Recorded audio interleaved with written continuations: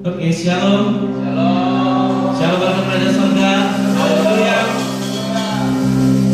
Mari kita menikmati kehadiran Tuhan yang luar biasa pada pagi hari ini.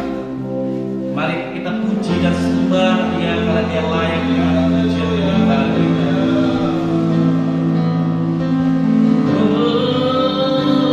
Lebih lagi kita sembah Raja.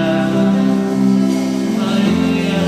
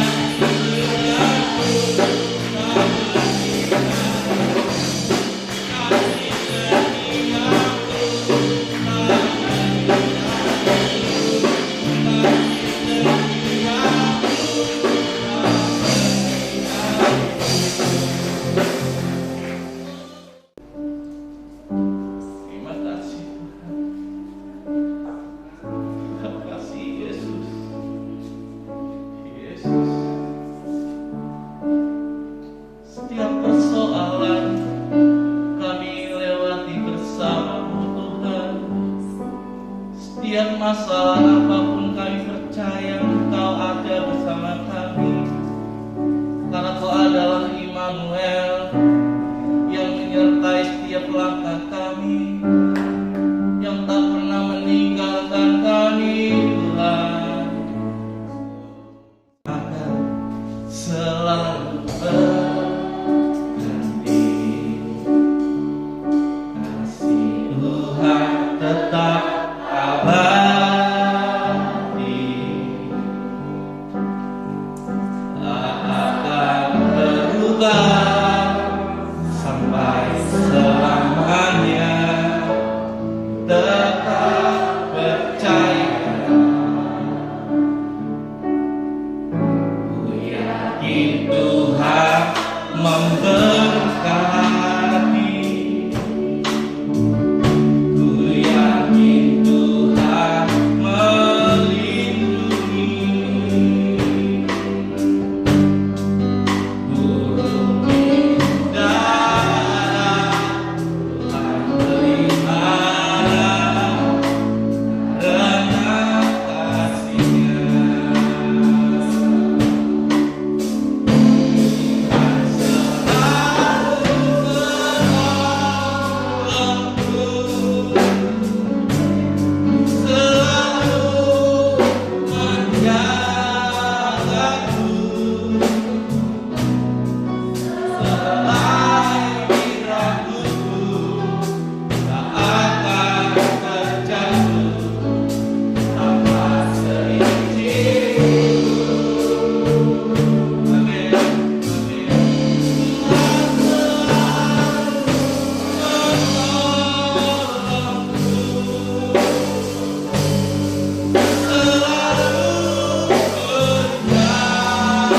menjagaku. Dia mengenyangkanku dan meliharaku seumur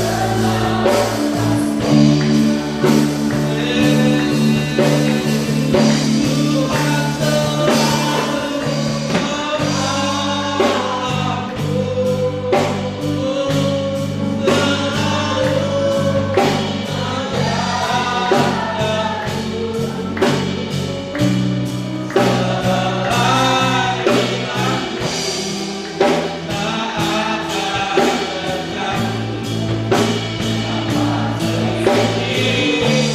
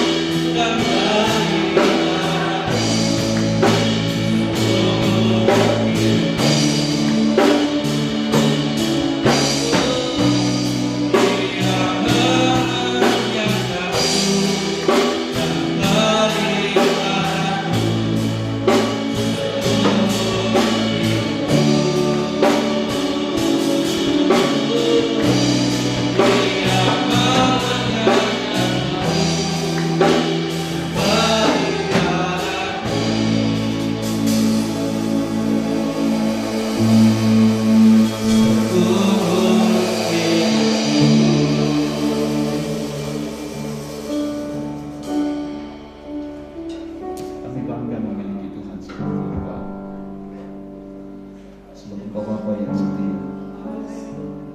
Engkau tidak pernah meninggalkan dan membiarkan kami. Engkau selalu mengenyangkan kami dengan kebaikan-kebaikan dan kemurahan hati-Mu yang lebih daripada hidup kita. Terima kasih, kami bersyukur buat semua itu.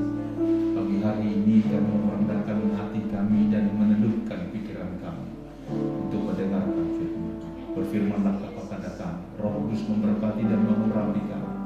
Berkati hamba-Mu sehingga boleh menyampaikan apa yang menjadi isi hati-Mu dengan sederhana, sehingga setiap kami yang mendengar kami diberkati oleh Tuhan. Terima kasih Bapa, di dalam dan demi nama Yesus kami berdoa dan kami sambut firman Tuhan. Haleluya. Amin. Shalom.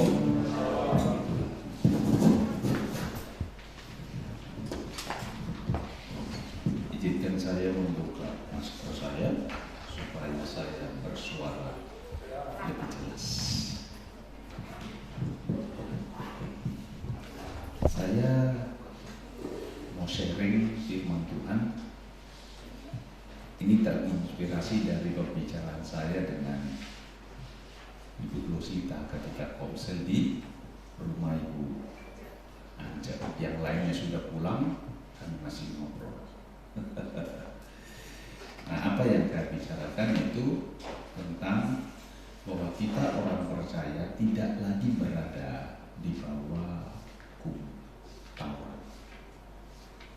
Saudara tidak lagi diatur, diukur, dinilai, dan diberkati berdasarkan hukum Taurat.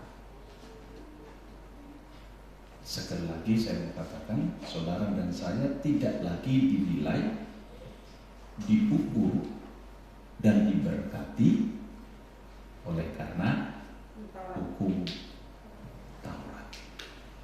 Nah, sebelumnya kita melihat dulu satu firman Tuhan. Matius pasal yang ke-7 ayat 24 sampai ayatnya yang ke-27. Saya berdoa supaya apa yang menjadi share kita pada hari ini membawa seluruh jemaat Tuhan bisa memahami dan lebih mengerti lagi bahwa hukum Taurat tidak ada lagi hubungan dan sangkut pautnya dengan kita sebagai orang percaya. Setiap orang yang mendengar perkataan ini dan melakukannya, ia sama dengan apa? Orang yang bijaksana yang mendirikan rumahnya di atas batu. Terus sampai 27.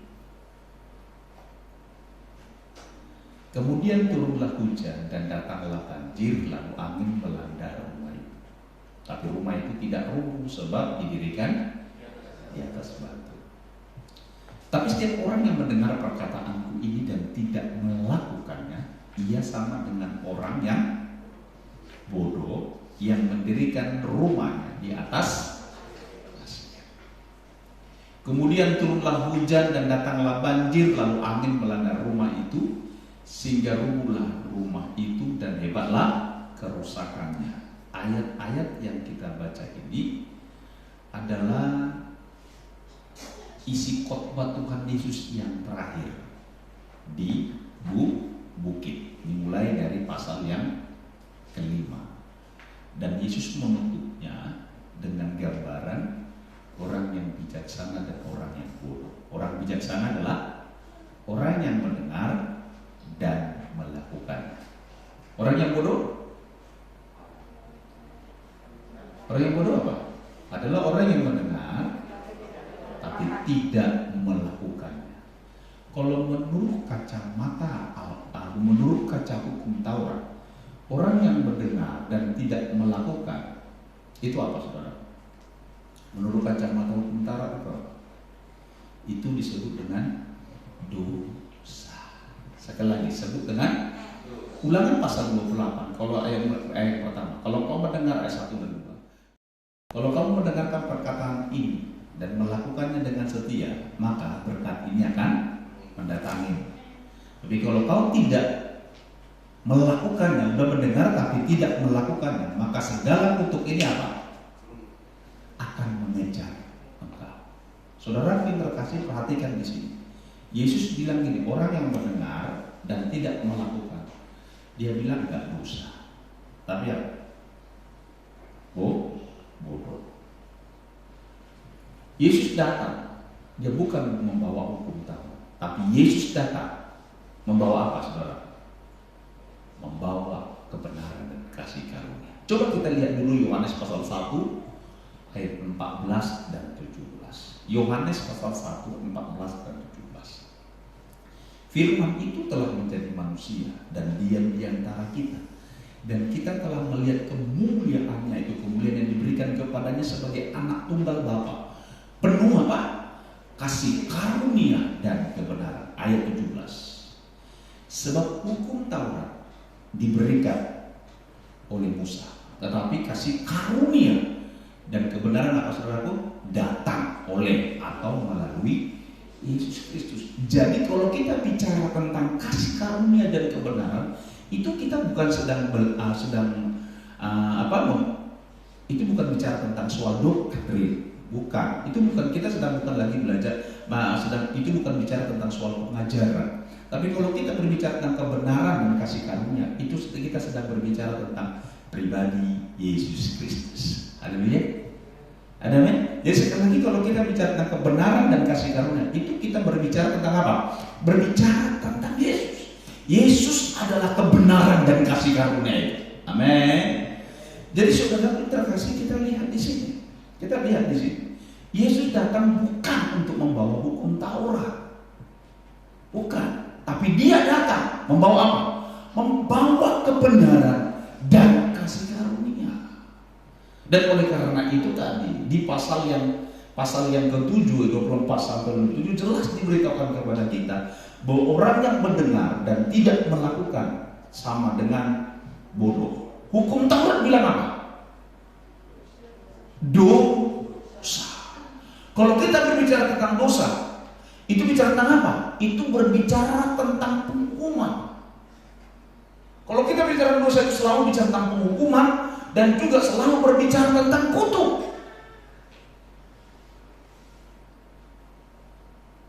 Saya ulangi, kalau kita berbicara tentang dosa itu selalu berbicara tentang kutuk atau berbicara tentang penghukuman.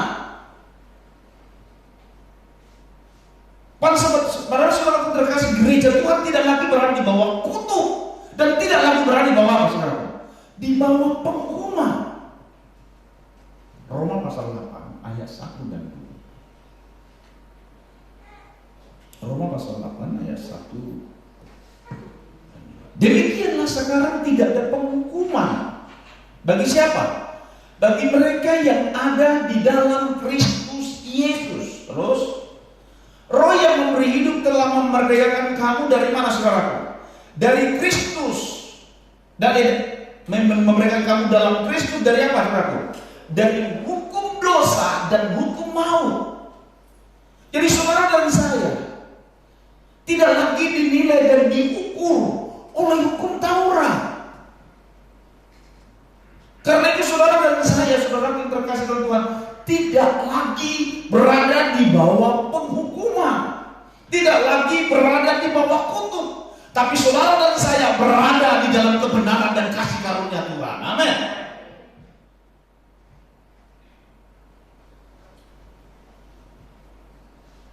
Boleh saya tanya, jadi kalau kita berbuat dosa, berbuat salah, pengertian kata dosa dia bilang, berbuat dosa, melanggar firman Tuhan, apakah itu gak berdosa?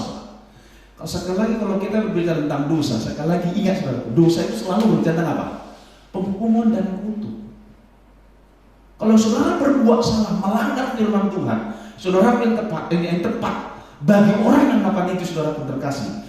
Ini kalau bicara tentang gereja Tuhan ya, bukan orang yang gak percaya, tapi bagi orang yang percaya. Saudara, itu cocok disebut adalah bodoh. Jadi orang yang melakukan atau melakukan kesalahan, melanggar firman Tuhan, saudara yang terkasih dalam Tuhan, di mata Tuhan itu adalah merupakan sebuah apa? Sebuah kebodohan. Kalau kita bicara tentang dosa, itu berbicara tentang apa? Bicara tentang kutuk, berbicara tentang penghukuman. Sedangkan saudara dan saya di dalam Kristus tidak lagi berada bawah hukuman, tidak lagi di bawah kutuk dosa maupun hukum maut. Cerita anak yang terhilang. Apa dosa anak yang terhilang ini kepada bapaknya? Apa? Kalau menurut kacamata Taurat, apa dosa anak ini? Tidak menghormati orang tua. Durhaka, ini anak durhaka. Anak durhaka, saudara, menurut kacamata hukum Taurat. Ini dosa tak? Dosa. Berarti dia di bawah hukuman, di bawah hukuman. Dia di bawah kutuk, saudara terkasih di dalam Tuhan. Dan akhirnya dia berapi dan lain. Ketika dia pulang dari kandang babi ke rumah bapaknya, apa yang terjadi? Bapaknya kutuki dia enggak? Bapaknya hukum dia? Bapaknya unti-unti dosanya? Tidak. Ketika dia berkata, aku telah berdosa kepada Bapa dan surga, belum selesai dia ngomong, saudara dia, bapaknya datang dan dia peluk ini anak, saudara terkasih. Anakku yang mati telah hidup kembali. Yang hilang telah kembali. Saudara terkasih, apa yang oleh Bapak saudaraku? Dipulihkan keadaannya. Menurut kacamata Bapa, menurut kacamata Tuhan, saudara terkasih, orang yang melanggar firman Tuhan itu bodoh, katakan bodoh. Coba dari samping kanan, samping kiri. Jangan bodoh ya. Jangan apa? Jangan bodoh.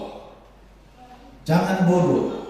Nah, ada beberapa ayat yang ingin mau saya sampaikan kepada saudara, bahwa saudara terkasih tanamkan bahwa saudara bukanlah hidup di bawah hukum Taurat, sehingga saudara tidak dinilai dan diukur, diberkati oleh Tuhan berdasarkan hukum Taurat.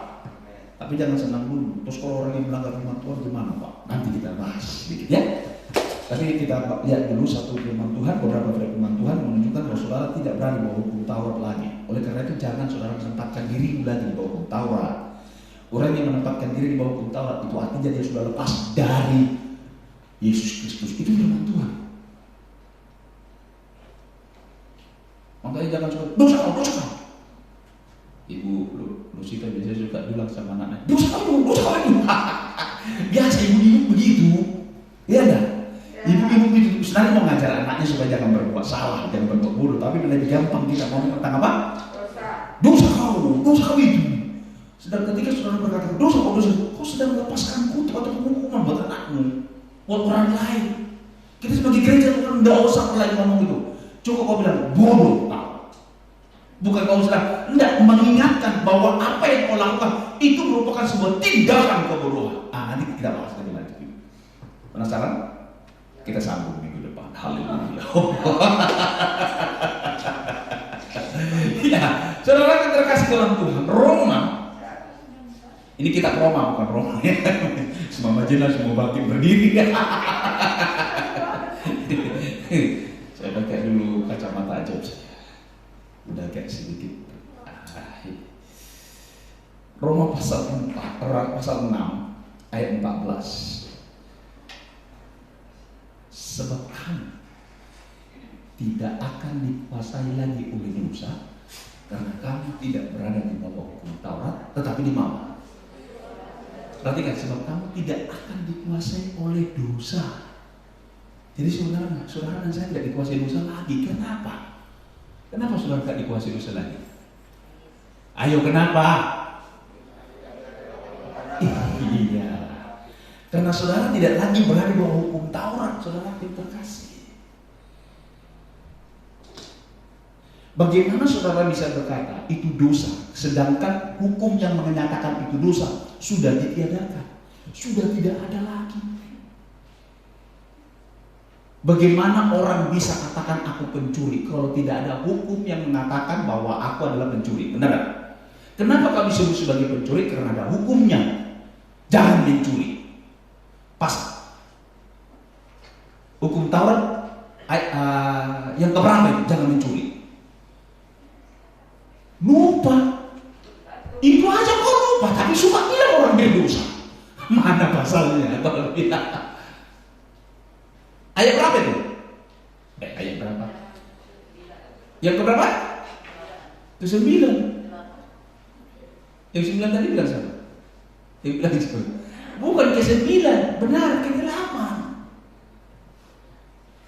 Bagaimana saudara terkasih, saudara bisa dituduh sebagai pencuri sedangkan hukumnya tidak ada lagi, tidak ada kitab lagi. Kitab ini sudah dihilangkan dan dihapuskan, saudara terkasih.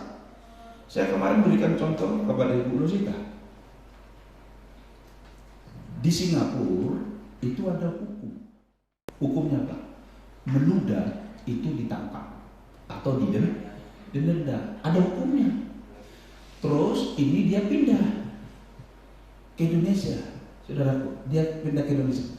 Dia meludah, ditangkap kagak? Kenapa nggak ditangkap? Kenapa nggak didenda? Iya, tidak ada hukumnya.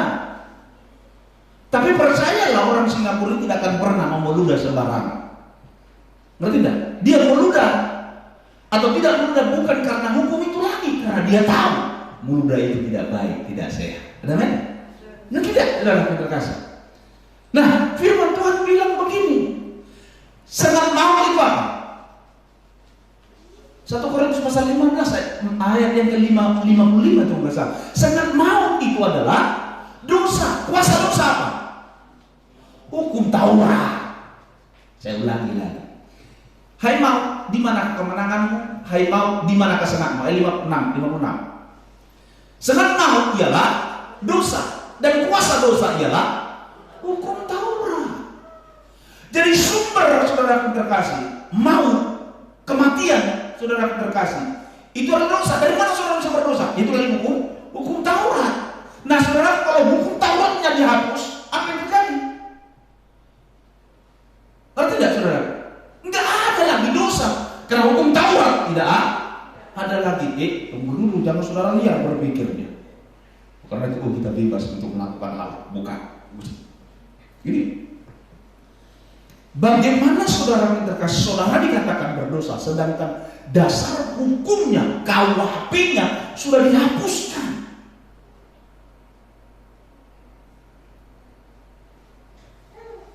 Atau dengan kata lain saya mau katakan bahwa Yesus datang menyelamatkan saudara keluar dari hukum Taurat.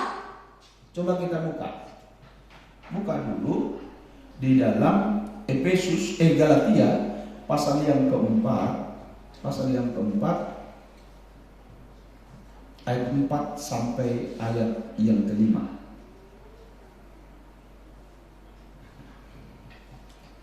Tetapi setelah genap waktunya, maka Allah mengutus anak yang lahir dari seorang perempuan dan takluk kepada hukum Taurat, karena dia datang bukan meniadakan, tapi dia menggenapi seluruh tuntutan hukum Taurat di dalam dirinya. Oleh karena dia mati terkutuk di kayu salib, sehingga orang yang percaya kepadanya tidak lagi hidup di zaman kutuk. Perhatikan selanjutnya. Ia diutus untuk menebus mereka yang takluk kepada hukum Taurat, supaya kita diterima menjadi anaknya. Kalau saudara kita kasih baca firman Allah yang hidup, terjemahannya di sana, saudaraku. Dia diutus untuk membeli saudara, menebus saudara. Dari mana? Dari perbudakan hukum Taurat, supaya kita diterima menjadi anak Allah. Jadi saudara yang disebut sebagai anak Tuhan, saudara terkasih dalam Tuhan, saudara disebut sebagai anak karena saudara ditarik keluar dari hukum Taurat, dibebaskan dari perbudakan hukum Taurat. Jadi kalau saudara masih hidup di bawah hukum Taurat, artinya saudara lepas dari Kristus. Saudara dilepaskan, dikeluarkan dari penjajahan hukum Taurat, supaya saudara sebagai saudara disebut anak karena saudara dibebaskan dari hukum Taurat. Tapi berapa banyak dari mimbar-mimbar ini, banyak hamba Tuhan, banyak gereja Tuhan menyemburkan bisa kematian ini, yaitu membawa jemaat hidup lagi di bawah penjajahan hukum Taurat, bukan di bawah hukum kebenaran dan kasih karunia Yesus Kristus Tuhan kita.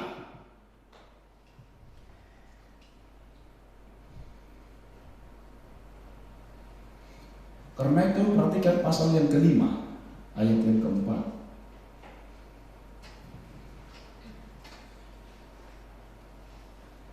Pasal 5 ayat yang ke-4 dibalik.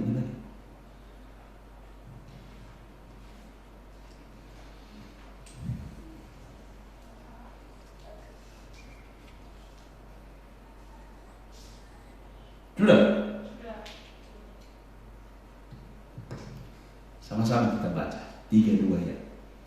Kamu lepas dari Kristus jikalau kamu mengharapkan kebenaran oleh hukum Taurat, kamu hidup di luar kasih karunia.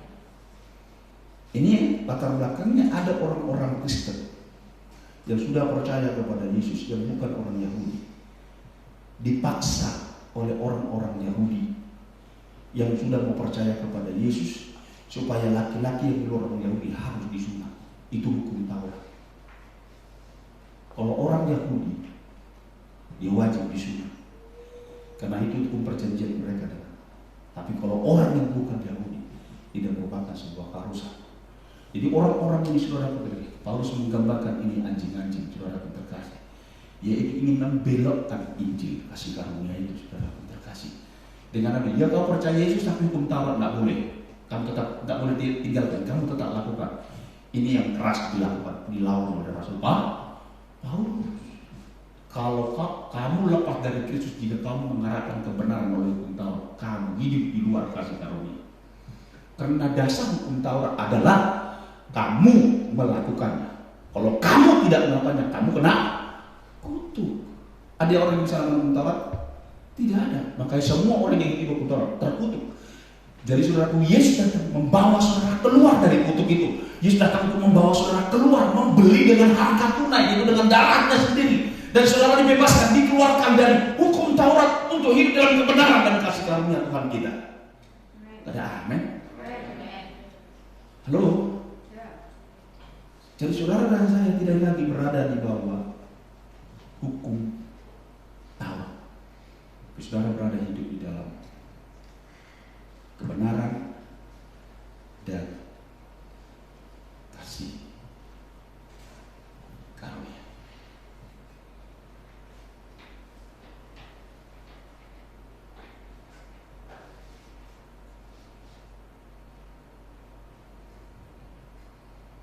Kalau begitu, apakah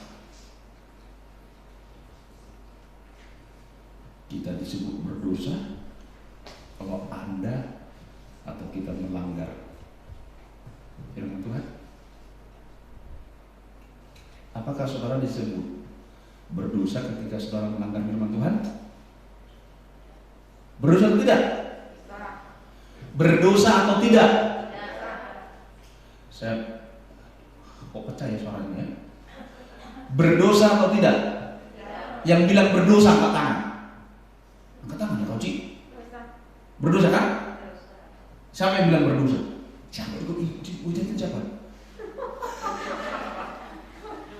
Yang bilang tidak berdosa siapa? Bang Doni? Kok tidak percaya baca? Iya. Saudara terkasih masa orang baru belum lama loh.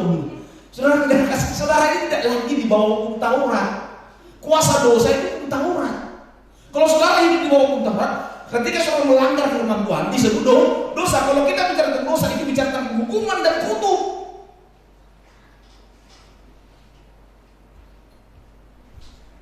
Tambah stres kok ini. Aduh, ribet nih. Ini apa ini? Kamu sabar ini. Saudara betul-betul paham di sini dulu. Ini panas dia. Makanya dia mulai berasap rambut. Saudara yang terkasih, saya mau bilang kayak gini. Orang yang melanggar firman Tuhan. Tadi kan juga sudah saya sebut di awal. Matius pasal 7:24 sampai 27. Orang yang berdosa atau orang yang melanggar firman Tuhan, saudaraku, di pemandangan Tuhan, Yesus yang adalah kebenaran dan kasih karunia adalah orang bodoh, bukan orang berdosa. Sekali lagi, kalau bicara tentang dosa, itu selalu bicara tentang penghukuman, itu selalu berbicara tentang kutuk. Sedangkan saudara dan saya di dalam Kristus Yesus, Roma pasal 8 ayat 1 dan 2 dikatakan bahwa saudara tidak lagi di bawah penghukuman, saudara tidak lagi di bawah kutuk, saudara yang terkasih di dalam Tuhan. Jadi sekali lagi saya katakan, semua orang yang melanggar, semua orang di sini masuk saya ini adalah orang yang sudah percaya Yesus ya. Semua orang yang percaya kepada Tuhan yang melanggar firman Tuhan bukan disebut sebagai orang berdosa atau dosa, tapi semua orang yang melanggar firman Tuhan itu disebut dengan, sama-sama bilang, Sambil lihat sampai dikali kambing. Bodoh. Supaya kita ingat. Jadi besok-besok gak gampang-gampang bilang lagi, berdosa kau. Bukan, tapi bilang, itu bodoh. Kenapa dikatakan firman Tuhan mengajar memberitahukan kepada kita, saudaraku? Dua hal, kenapa orang itu disebut bodoh. Yang pertama, yaitu tidak mengenal atau tidak mengetahui firman Tuhan. Umatku binasa oleh karena apa? Mereka menolak mengenal aku. Mereka menolak untuk mengerti firman Tuhan. Jadi orang yang bodoh adalah orang yang menolak atau orang yang tidak mengerti firman Tuhan. Karena dia tidak ngerti maka dia tidak lakukan. Itu bodoh. Oleh karena itu jangan jadi orang bodoh. Bagaimana supaya tidak jadi orang bodoh? Belajar firman Tuhan, baca firman Tuhan, selidiki firman Tuhan. Diskusikan, bicarakan, perkatakan itu firman Tuhan. Supaya apa? Supaya saudara tidak hidup di dalam kebodohan. Bilang buat dirimu, aku gak mau bodoh. Kalau saudara gak mau bodoh, baca firman. Pak, saya gak bisa baca, Pak, karena mata saya begini, Pak. Pakai media yang lainnya. Sekarang Alkitab, ada Alkitab elektronik, yang dimana saudara duduk, dia yang baca buat kau. Dulu. Kejadian pasal 1 ayat 1. Pada bulan Allah menciptakan langit dan bumi. Enak enggak? Apa alasan buat saudara-saudara enggak baca firman Tuhan? Jadi orang bodoh adalah orang yang tidak mengerti atau tidak mengenal firman Tuhan. Itu bodoh yang pertama. Bodoh yang kedua adalah orang yang sudah mengetahui firman Tuhan tapi tidak melakukan. Itu bodoh. Sudah tahu itu firman, udah ngerti itu firman, tapi nggak dilakukan. Itu namanya apa? Bodoh. Bodoh kau. Kenapa? Sudah tahu firman Tuhan. Carilah dulu kerajaan Allah dan kebenarannya, maka semuanya akan ditambahkan. Akhirnya apa terjadi, saudara? Nggak dapat apa-apa, bodoh kali kau. Nggak dilakukan, bodoh kali Pak. Bodoh dia, berdosa kau. Misal contoh, ini orang Batak seringkali, ini orang Batak, gereja itu sesuatu yang sangat sakral. Makanya orang Batak kalau di Sumatera sana, kalau ke gereja kayak pesta. Ya Bang Dunia, punya, betul kan? Wih, jadi gimana? Pokoknya kayak kondangan. Wih, ibu-ibu orang Batak hari-hari biasa, wih, bisa bau sangit badan, kebotun. Wih, tapi kalau ke gereja, harum semerbak, bau sangit hilang. Hari-hari bisa saudara lihat baju kayak gembel-gembel, kusut-kusut. Tapi kalau ke gereja, licin bro. Lalat hingga tergelincir jadi karena saking licinnya. Orang Batak kalau nggak ke gereja dibilang berdosa kau. Intinya karena dosa ibadah itu sesuatu yang sangat ini. Tapi saya mau katakan, mari kita gereja Tuhan, jangan gampang berdosa kau, bukan. Bodoh kau. Enak enggak dibilang bodoh? Lebih dilengit dibilang kau bodoh ketimbang kau berdosa. Iya Pak ya? Dosa kau biasa. Bodoh kau kurang ajar kau. Kalau orang Batak dibilang gak bertuhan kau, masih santai. Gak meradat kau. Bilang sembang dulu, kalau gak diangkat kau. Nanti saudara terkasih dalam Tuhan. Jadi orang yang bodoh adalah orang yang menolak untuk mengenal dan memahami firman Tuhan. Yang kedua, orang bodoh adalah orang yang sudah mengerti firman Tuhan tapi tidak melakukannya. Dia adalah bodoh. Jadi kalau orang percaya dia melakukan atau melanggar firman Tuhan, bukan dosa, tapi apa? Apa saudaraku? Bodoh. Nah ini dia. Ini saudara. Jadi Ibu Rosita bilang gini. Jadi kalau kita melakukan, kita bebas, kita gak ada apa. Oh tunggu dulu. Bukan berarti kita harus suka berbuat dosa, berbuat salah. Karena kalau kau udah ngerti firman Tuhan tapi tidak melakukannya, maka saudara tidak akan menikmati berkat yang ada dari firman Tuhan itu. Ngerti tidak? Ngerti tidak maksudnya? Kan Tuhan bilang, carilah dahulu, memprioritaskan kerajaan Allah dan kebenarannya, maka apa saudaraku? Semua akan ditambahkan. Benar tak? Itu berkat yang ada ketika saudara memprioritaskan apa? Kerajaan Allah dan kebenarannya. Tapi kalau saudara nggak memprioritaskan, apa yang terjadi? Saudara nggak nikmati janji berkat yang ada dalam memprioritaskan Tuhan. Ngerti tidak? Jadi itu disebut saudara bodoh. Lu sudah tahu kalau lu makan pasti kenyang.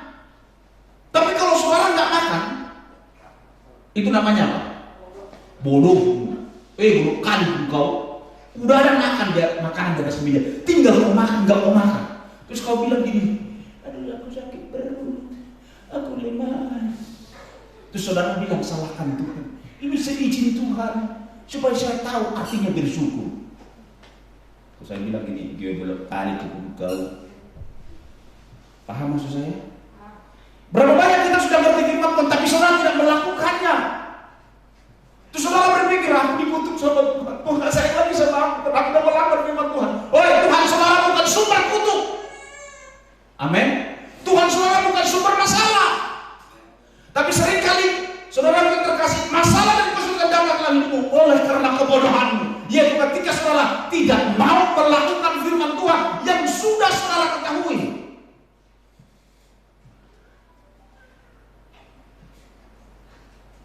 Jadi kalau saudara melanggar firman Tuhan, artinya saudara tidak menikmati janji firman Tuhan itu dalam hidupmu. Tadi saya berikan contoh saudara yang terkasih. Sudah kita dikasih makan, ini makan, udah tinggal saudara makan, tapi saudara nggak mau makan, artinya saudara lemah, sakit, bahkan bisa mati. Saudara yang terkasih, apa itu karena saudara dikutuk Tuhan? Halo? Itu karena apa? Kebodohan. Berapa banyak kita kerja Tuhan dan mengalami dan menikmati janji penyertaan Tuhan dalam hidup kita, karena bukan Tuhan tinggalkan kita, tapi karena kita seringkali yang bodoh.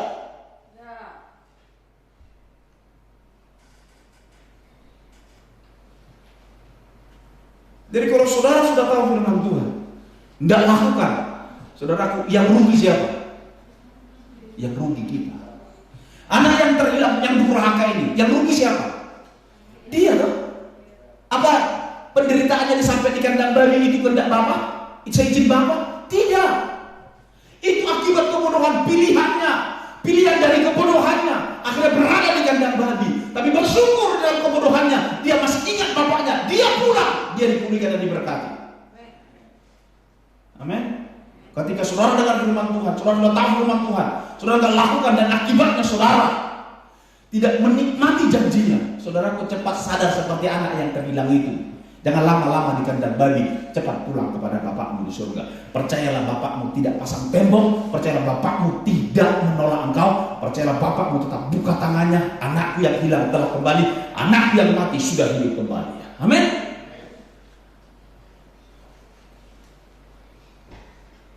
Tahu tentang perumpamaan penabur? Lukas pasal 8. Coba buka dulu Injil Lukas pasal 8 ayat yang ke-15.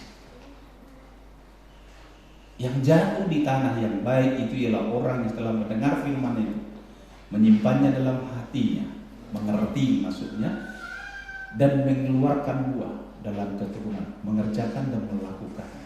Terus apa yang terjadi? Tidak. Ayat 15. Kalau di Alkitab di dalam Markus pasal 4, Matius pasal 13 dikatakan bahwa orang yang menabur di tanah yang baik itu akan menghasilkan buah berapa? 30, 60 sampai 100 lipat kali ganda. Saya berikan contoh ilustrasi ini. Perhatikan saudara. Apa yang membuat benih yang jatuh di tanah, di batu, dan di semak belukar dan menghasilkan buah. Yang pertama saudara, ini adalah orang yang cuek, masa bodoh dengan firman Tuhan. Dengan firman Tuhan masuk telinga kiri, keluar telinga kanan, dimakan buruk. Yang kedua saudaraku, dia jatuh di tanah yang batuan. Saudaraku, yang tangannya tipis, dengan firman Tuhan senang sebentar, ini sebagai pengembira saja. Kalau datang ke gereja pas Natal saja, datang di gereja ketika ada masalah kesulitan, ini cuma pengembira semua. Yang ketiga apa? Yang jatuh benih dan sama-sama. Saudara terkasih, udah ngerti firman Tuhan, tapi dia lebih mempercayai keadaan di sekelilingnya, ketakutan, kekhawatiran dan lain sebagainya. Tapi yang keempat, saudara, tanah yang baik adalah apa saudaraku? Kata firman Tuhan, mendengar, menyimpan. Itu kayak orang yang merenungkannya saudaraku. Dia berbicara kepada diri sendiri. Dan yang ketiga, mengeluhkan dalam ketuhan. Dia melakukan dan mengerjakan dari apa yang dia mengerti, dari apa yang dia ketahui akan firman Tuhan.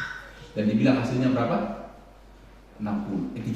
Paling sedikit 30. Kalau saudara memberi satu biji, saudara dapat berapa? Dapat berapa? Ibu? Kan minimal 30 kali Pak. Dapat berapa? Kalau ibu kasih satu dapat berapa Pak? Berapa? Dapat 2. Dari satu 30 kali lipat ibu. Ini dapat 2, dari satu dapat 2. Ibu? Buka kalkulatornya. 1 kali 1, 1 kali 2, 2 kali 3, 6 kali 4, 24 kali 5 berapa? Kan 30 kali lipat dibilang toh. Bukan 30%. 30 kali lipat. Ini janji yang Tuhan berikan kepada kita dalam firman Tuhan. Kalau saudara pun terkasih dalam Tuhan, saudara melakukannya, saudara dengar, saudara ngerti, saudara melakukannya, saudara ketakutan, minimal 30 kali lipat. Kalau saudara nggak lakukan apa saudara? Namanya bodoh. Lu kasih satu saja, 30 kali lipat, udah berapa puluh juta? Satu lu. Kan kalau 30 kali lipat itu kan 1 kali 1, bari masih 1 kali lipat kan? 1 kali 2 kali berapa? Kali 3. Terus hasilnya berapa? 6 kali 4 berapa? 24 kali 5 berapa? Buat berapa saudara? Sampai 30 kali lipat, puluhan juta. Yang artinya Tuhan mau bilang begini saudara terkasih, janji firman Tuhan itu jauh dari apa yang saudara bisa pikirkan saudara. Berkat Tuhan, janji berkat Tuhan di dalamnya itu sudah ada 30 kali lipat minimal. Ukuran yang paling kecil janji Tuhan di dalam kebenaran dan kasih karunia-Nya saudara, 30 kali lipat. Saudara bukan itu kalkulator saudara, kalau sampai 100 kali lipat jebol kalkulatormu. Ngerti tidak? Paham gak saudara? Makanya kalau saudara tidak lakukan firman Tuhan, bukan lagi sebut dosa, bukan, tapi bodoh. Kenapa? Saudara membuang untuk saudara menikmati janji berkat Tuhan di dalam hidup.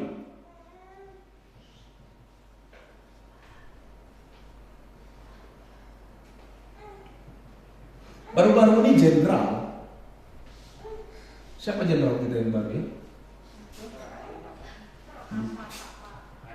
Iya, Pak Andika ya? Andika Pratama bukan? Prakasa, bukan Prakosa. Prakasa atau Prakosa dulu? Prakasa. Ketika dia rapat dengan para pemimpin daerah, Kodim dan segala macam, ada satu anak buahnya yang main apa? HP. Apa yang terjadi? Ditegur. Itu dosa. Hukuman. Tapi saudaraku, menurut kacamata kita sebagai orang yang hidup kebenaran kasih karunia, apa yang hilang dari orang? Kalau saya bilang itu bodoh, kalau dosa itu hukuman, kutuk. Kan tidak enak kan? Kita dipermalukan kan, betul kan? Tapi kalau mau bilang gini, orang yang Itu adalah tindakan bodoh. Kenapa?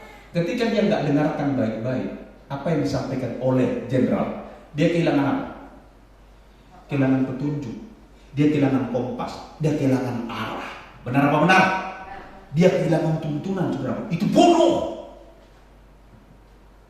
Berapa banyak kita juga ketika kita datang beribadah, saya berdoa mulai minggu besok, kalau pas datang masuk di pintu gereja, tolong disilent HP-nya. Amin. Jangan sibuk, saudara. Kita lagi asik menyembah, saudara masih buka HP. Saudara kehilangan kesempatan untuk menikmati berkat Tuhan di dalam pujian dan penyembahan. Haleluya. Bukan karena saudara nggak mau memuji menyembah, asik main HP segala macam atau main game anak muda, bukan itu kena kutuk kau. Enggak, dosa itu bukan. Lu bodoh. Karena kau tidak akan menikmati apa? Janji atau berkat Tuhan di dalam penyembahan. Amin ya, setuju? Sepakat ya? HP diapain? Sayang. Atau dibikin mode pesawat lah, biar selama kita ibadah nggak terganggu dengan ini. Ya Pak ya? Amin? Kalau saudara pun angkat telepon balas itu, enggak, aku bilang enggak berdosa, kau enggak berdosa, tapi bodoh kau. Kau bilang berkat 30 kali lipat, paham enggak? Minimal 30 kali lipat. Jadi kalau saudara dengar firman Tuhan, lakukanlah supaya saudara menikmati janji Tuhan minimal 30 kali lipat. Jadi saudara yang terkasih mengatakan, kita tidak hidup lagi di bawah hukum Taurat, tapi kita hidup di dalam kebenaran dan kasih karunia Tuhan. Kalau saudara melanggar firman Tuhan, saudara nggak lakukan firman Tuhan, saudara bukan disebut sebagai orang berdosa, tapi disebut sebagai orang yang bodoh. Sebab orang bodoh membuang kesempatan untuk dia menikmati berkat janji Tuhan di dalam firman Tuhan itu. Jadi saudara pun terkasih, kalau saudara nggak taat firman Tuhan, saudara yang bodoh, saudara yang rugi. Karena saudara tidak dapat menikmati janji berkat Tuhan. Minimal berapa saudaraku? 30, 60, bahkan sampai 100 lipat kali ganda. Tuhan Yesus memberkati. Sebelum kita mengakhiri, saudara udah paham enggak? Yang saya sampaikan udah ngerti enggak? Kalau belum ngerti, besok kita harus ulangi lagi. Perlu ulangi lagi kalau minggu depan? Perlu. Sampai komsel, datang di komsel, kita sharing, kita bahas, kita bicara tentang. Jadi saya mau katakan saudara tidak lagi di bawah hukum Taurat, tapi saudara hidup di dalam kebenaran dan kasih karunia. Tuhan Yesus memberkati kita. Mari kita tundukkan kepala, kita berdoa. Aku sudah sampaikan apa yang menjadi isi hati dan pikiran bagi putra dan putrimu Bapak. Aku berdoa biarlah firman Tuhan ini membawa pewahyuan yang baru bagi setiap umat, bahwa mereka adalah anak-anak yang sudah tertebus dari kutuk hukum Taurat. Engkau membayarnya dengan harga yang mahal, lunas tunai dengan darahmu sendiri. Biarlah setiap kami mengerti tentang kasih-Mu, tentang pengorbananmu yang hebat, dahsyat dan luar biasa itu, yang sudah membebaskan kami, melepaskan kami dari perbudakan hukum Taurat. Dan biarlah setiap kami tidak lagi membawa dan memposisikan diri kami bahwa kami masih hidup di bawah hukum Taurat, tapi kami hidup di dalam kebenaran dan kasih karunia Tuhan. Aku berdoa Roh Kudus supaya seluruh jemaat Tuhan di tempat ini menjadi umat Tuhan yang bijaksana, bukan yang bodoh. Di dalam nama Yesus, aku menolak roh kebodohan. Aku menolak roh kebebalan yang menguasai kemudian mengikat sebagian jemaat untuk umatmu dalam nama Yesus Tuhan. Aku berdoa roh hikmat, roh kebijaksanaan, roh keberanian daripada Tuhan untuk mereka belajar firman Tuhan dan melakukannya dalam hidup mereka. Aku berdoa supaya seluruh umatmu tidak melewatkan dan membiarkan kesempatan janji berkat firman Tuhan itu digenapi dalam hidup mereka 30, 60 bahkan sampai 100 kali lipat. Terima kasih Bapakku, bersyukur kepadamu, berkat-Mu atas setiap umat-Mu, berkat-Mu bagi setiap kami yang sudah dengar dan mau lakukan firman-Mu pada pagi hari ini. Dalam nama Yesus, aku sudah berdoa dan mengucap syukur. Haleluya. Amin.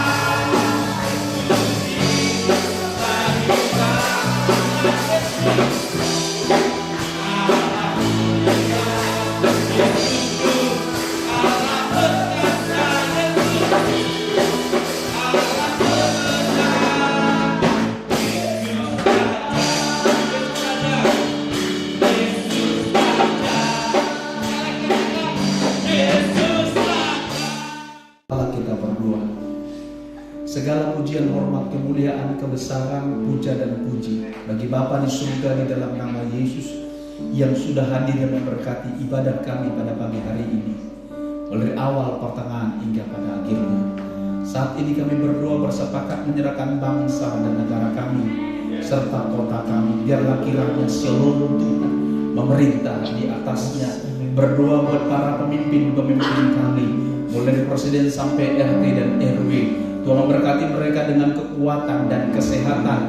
Berikan kepada mereka hikmat dan roh takut akan Tuhan dalam mereka menjalankan fungsi dan tugas mereka masing-masing. Kami juga berdoa buat Taman Palang, tempat di mana kami beribadah, melimpahinya dengan segala yang baik. Tuhan memberkati Ibu Centeng dengan semua orang yang bekerja di dalamnya.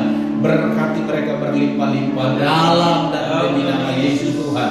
Kami juga berdoa buat lingkungan di sekitar kolam ini. Biarlah kiranya shalom Tuhan, roh pengenalan akan Allah membukakan setiap telinga yang mendengar akan pujian, penyembahan dan firman Tuhan yang sayup-sayup mereka dengar dari tempat ini. Engkau berkati mereka dengan damai sejahtera yang daripada Tuhan. Kami juga berdoa buat jemaat Tuhan yang berulang tahun dalam minggu ini, baik ulang tahun kelahiran maupun ulang tahun pernikahan. Berkatilah hari ulang tahun mereka berlimpah-limpah dalam nama Yesus. Kami juga berdoa buat seluruh jemaat Tuhan yang dapat hadir bersama dengan kami. Biarlah kiranya minggu depan kami boleh berbondong-bondong bersama-sama memuji dan menyembah dan melayani Tuhan kembali. Terima kasih Bapak, serangkaian kegiatan kami sepanjang minggu ini.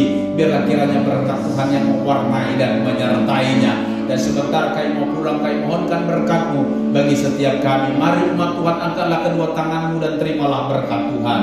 Tuhan yang memberkati, melindungi, menjagai, bahkan yang menyertai keluar dan masuk kita. Amen. Tuhanlah yang membuat kita berhasil dan beruntung dalam segala usaha, pekerjaan, pelayanan, pendidikan, rumah tangga, dan juga dalam rencana-rencana kita ke depan.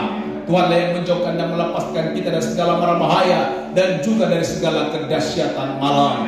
Damai sejahtera, sukacita yang melampaui segala akal itu terus memerintah hati dan pikiran kita. Darahnya yang kudus menutup bungkus dan melindungi kita, serta para malaikat Tuhan berteman sekeliling kita, menjaga, mengawali, bahkan turut membantu dan melayani kita. Terimalah berkat ini dalam nama Bapa, Putra dan Roh Kudus, yaitu di dalam nama Tuhan kita Yesus Kristus, yang percaya dan sudah diberkati oleh Tuhan. Bersama saya katakan amin. Selamat pagi, Tuhan Yesus.